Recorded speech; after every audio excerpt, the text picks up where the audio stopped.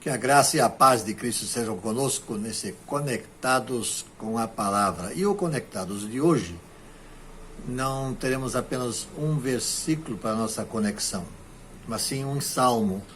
Um salmo que, por sua vez, é pequeno, tem 8 versículos.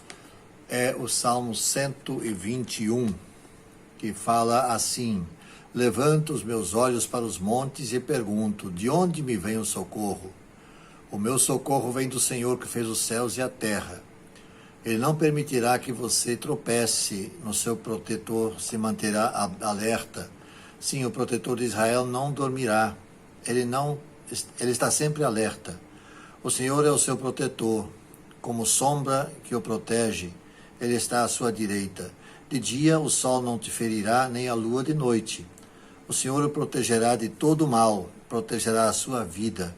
O Senhor protegerá a sua saída e a sua chegada, desde agora e para sempre. Esse é o teor do Salmo 121. Esse salmo apresenta como um título Cântico dos Degraus. Esse título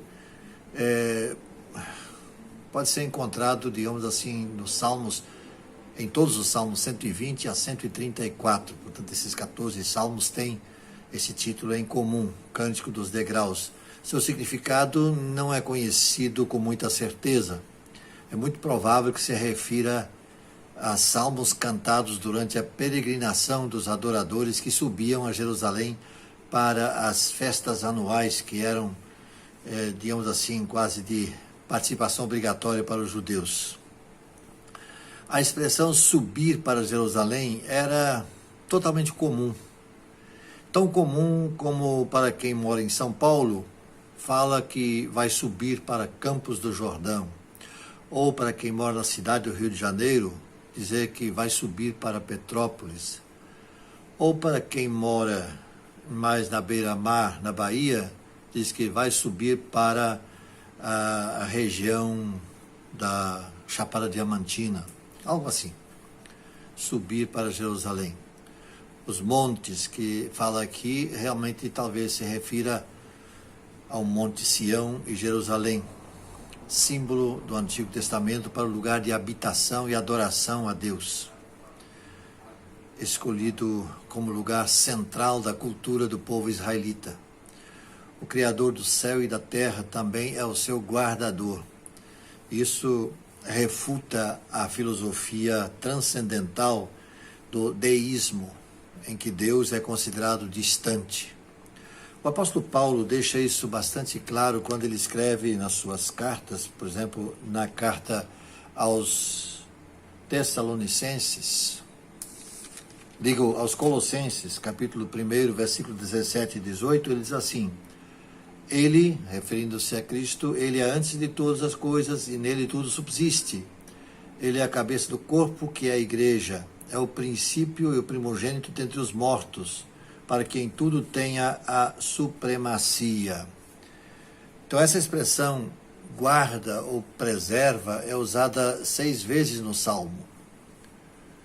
Guardar e preservar, mostrando o modo comovente do cuidado de Deus. O sol, a lua, representam o cuidado de dia e de noite, 24 horas por dia. Quem serve a Deus é preservado, não no sentido que jamais seja atingido pela adversidade, mas que vai atravessar a adversidade, vai sair da adversidade como vencedor. Deus tem poder para nos guardar na entrada e na saída, ou seja, sempre. Lá na primeira carta aos Tessalonicenses, o apóstolo Paulo, continuando então com o apóstolo Paulo, capítulo 5, versículos 23 e 24, diz assim: que o próprio Deus de paz os santifique inteiramente, que todo o espírito e alma e o corpo de vocês sejam preservados irrepreensíveis na vinda do Senhor Jesus Cristo. Aquele que vos chama é fiel e fará isto. Essa é a conclusão de Paulo, portanto. Deus, ele se compromete em guardar os que lhe são fiéis. E ele faz isso de distintas formas, diferentes formas. Ele faz isso, e voltando então ao Salmo 121, ele faz isso constantemente. Aí no versículo 4 diz, sim, o protetor de Israel não dormirá, ele está sempre alerta. Ele faz isso pessoalmente. Aí no versículo 5 vai dizer, o Senhor é o seu protetor, como sombra que o protege, ele está à sua direita. E ele faz isso fisicamente. Lá no versículo 6 do Salmo 121 diz, de dia o sol não te ferirá, nem a lua de noite. Portanto, seu físico estará preservado. Ele vai fazer isso moral e espiritualmente. Aí no versículo 7 ele diz, o Senhor o protegerá de todo o mal, e de todo mal te protegerá a sua vida. Ele faz isso em todas as nossas ações, e o faz por toda a eternidade.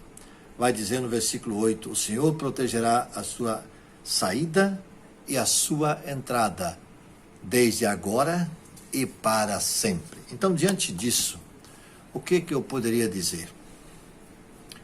Eu poderia dizer assim, confia nessa palavra e que Deus te guarde. Esse é o título que eu teria dado a esse momento nessa manhã. Que Deus te guarde. A Ele toda a honra, toda a glória e todo o louvor. Amém e amém. Vamos orar nesse sentido. Senhor nosso Deus, obrigado porque nós temos a Ti, ó Deus. Deus que guarda, Deus que protege, Deus que está presente sempre na nossa vida. Obrigado pela Tua presença em nossas vidas, em nome de Jesus. Amém.